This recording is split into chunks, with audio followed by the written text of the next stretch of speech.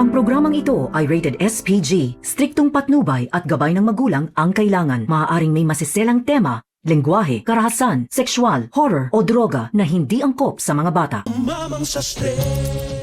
Nalulungkot ngayon si Atoy dahil sunod-sunod ang mga pangyayaring tila unti-unti nag-aalis sa mga taong mahalaga sa kanyang buhay. Matapos siyang layuan ni Janine at Audrey, isang panibagong katotohanan naman ang tuluyang lumabas. Natagpuan na ang tunay na mga magulang ni Ibiang. Kaya naman hindi maiwasang isipin ni Atoy na baka dumating na ang panahon na tuluyan na niyang mawawala si Ibiang. Sa sobrang lungkot, nasabi pa niya na baka tatanda na lamang daw siyang binata dahil pakiramdam niya ay wala nang natitirang pagkakataon para magkaroon ng sariling pamilya. Pero sa kabila ng lahat, may isang bagay na magbibigay kahit kaunting ginhawa sa kanyang puso. Sinabi ni Ibiang kay Atoy na kahit kunin man siya ng kanyang tunay na mga magulang, hindi niya ito makakalimutan. At nangako pa ang bata na dadalawin pa rin niya si Atoy. Isang simpleng pangako mula kay Ibiang pero tiyak na malaking bagay ito para kay Atoy.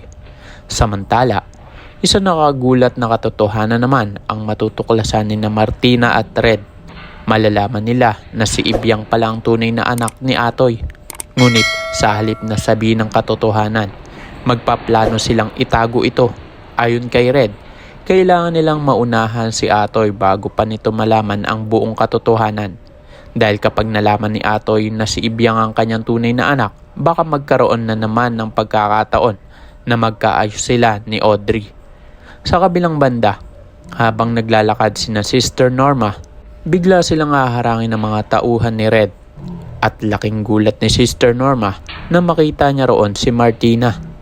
Mabilis siyang tatakutin at pagbabantaan. Mahigpit siyang pagbabawalan na sabihin kay Atoy ang katotohanan tungkol kay Ibiang. At kapag sinuway niya ito, may masama raw na maaaring mangyari sa kanya. Dahil sa takot, mapipilitan si Sister Norma na sumang-ayon sa gusto ni Martina. Pero ang hindi alam ni Martina, hindi niya tuluyang mapipigilan si Sister Norma. Dahil habang tumatagal, hindi na makakayanan ni Sister Norma na mabuhay sa kasinungalingan. At darating ang araw na siya na mismo ang magsasabi kay Atoy ng buong katotohanan. Kapag nalaman ni Atoy na si Ibiang pala ang kanyang tunay na anak, tiyak na mag-aapoy sa galit ang kanyang puso.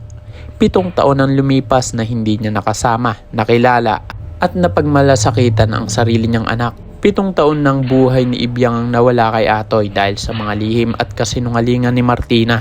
Kaya naman kapag tuluyan ng mabubunyag ang lahat, pagbabayarin ni Atoy si Martina at Red sa lahat ng kanilang ginawa.